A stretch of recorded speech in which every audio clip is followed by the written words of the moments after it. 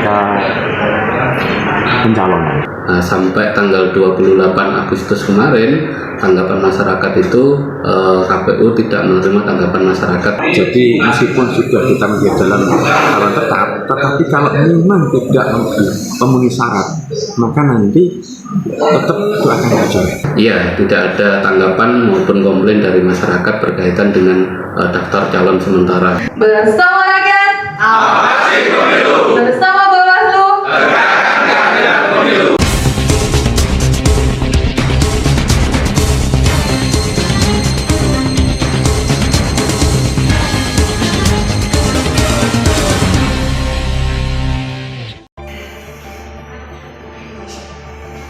Bertempat di Front One Hotel Kota Nganjuk, Jawa Timur, Bawaslu Kabupaten Nganjuk menggelar rapat koordinasi atau rakor evaluasi pengawasan sub tahapan pencalonan anggota DPRD Kabupaten Nganjuk pasca diumumkannya daftar calon sementara Bacalek untuk Pileg 2024. Dipimpin oleh 5 komisioner Bawaslu Nganjuk, rakor tersebut diikuti oleh Panwascam dan perwakilan partai politik, tim Gakumdu, dan tokoh masyarakat.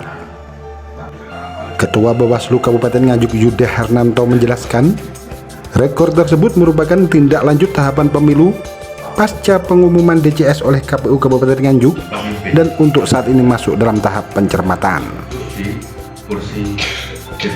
Yuda Hernanto juga menyampaikan, di masa pencermatan ini apapun bisa berubah.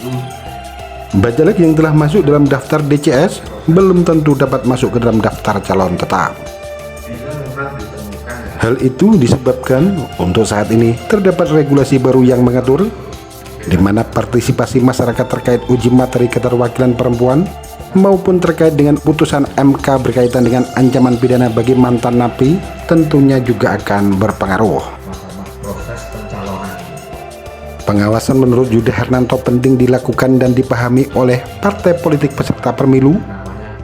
Dengan tegas Yuda Hernanto mengatakan, meskipun Bacalek sudah masuk dalam daftar calon tetap atau DCT, namun apabila ada laporan dari masyarakat, hal itu dapat menggugurkan pencalonan.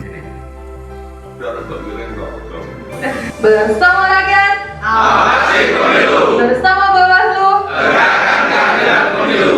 Oke ya, jadi kegiatan pada pagi hari ini untuk evaluasi pasca pencalonan. Jadi memang sesuai dengan tahapan-tahapan pemilu, ini ada yang namanya pencermatan DCS. Nah, pencermatan DCS ini bukan harga mati bagi caleg-caleg yang ditetapkan itu untuk melaju terus sampai ke DPP. Tapi ada hal yang mungkin timbul pasca regulasi-regulasi yang baru. Karena banyak regulasi yang baru itu hasil partisipasi aktif masyarakat ya. Contohnya tentang uji materi tentang kuota perempuan. Itu jelas nanti akan merubah komposisi susunan caleg yang dilibatkan di DCS. Kemudian juga ada putusan MK yang kemudian disusul dengan SE yang berkaitan dengan ancaman pidana bagi seorang mantan napi. Itu nanti juga akan mempengaruhi susunan dari caleg yang sudah ditetapkan di DCS.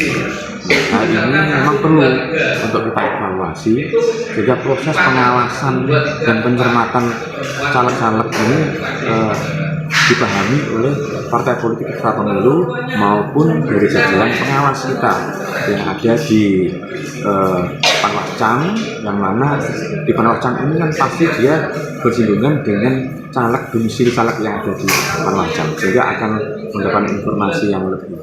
Sehingga ketika ada tindakan atau hal-hal yang disiapi oleh Bawaslu terhadap pencalonan itu, dari partai politik juga bisa memahami karena memang regulasinya seperti itu, dan fungsi dari Panwascam dalam hal pengawasan juga akan lebih optimal.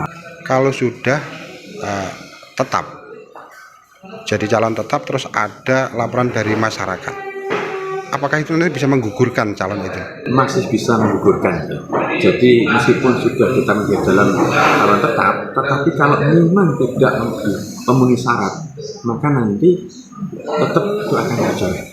Kalau toh mungkin nanti terlanjur sudah berhasil sudah sampai cetak di surat suara, nanti juga akan ada keterangan bahwa ini tidak menisyarat sehingga nanti kalau suaranya akan masuk ke suara partai semacam itu. Tapi tetap, karena apa yang disuguhkan ini adalah calonnya, nanti mereka adalah pemimpin-pemimpin yang di daerah, sudah duduk di partai politik, duduk di dewan. Itu. Terima kasih Ketua. Jika Bawaslu Kabupaten Nganjuk terus melakukan pengawasan, Komisi Pemilihan Umum Kabupaten Nganjuk masih terus melakukan langkah pencermataan.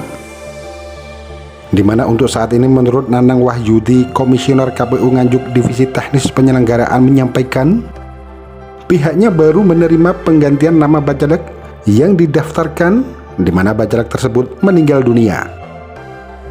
Nanang Wahyudi menyampaikan batas penggantian baik nama, nomor urut maupun pemindahan daerah pemilihan bagi 575 bacalek yang didaftarkan oleh 18 partai politik peserta pemilu masih dapat dilakukan pada saat pencermatan DCT yang dimulai tanggal 24 September sampai dengan 3 Oktober 2023. Untuk saat ini setelah pengumuman DCS itu tahapan lanjutan dari pemilu itu apa Pak?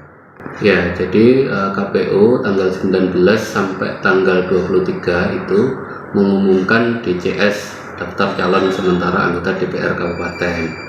Dan di tanggal 19 sampai tanggal 28 itu tanggapan masyarakat. Nah, sampai tanggal 28 Agustus kemarin tanggapan masyarakat itu KPU tidak menerima tanggapan masyarakat sama sekali dari 575 calon yang diusulkan oleh 18 partai politik yang ada di Nganjuk. Artinya dari seluruh bacalek yang didaftar, Ya.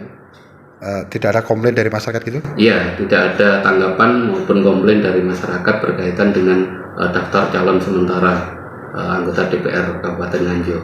Untuk selanjutnya Pak, KPU ini prosesnya apa ini? Untuk selanjutnya, kebetulan kita di KPU itu ada surat masuk kemarin itu dari salah satu partai yang menyatakan bakal calonnya meninggal dunia.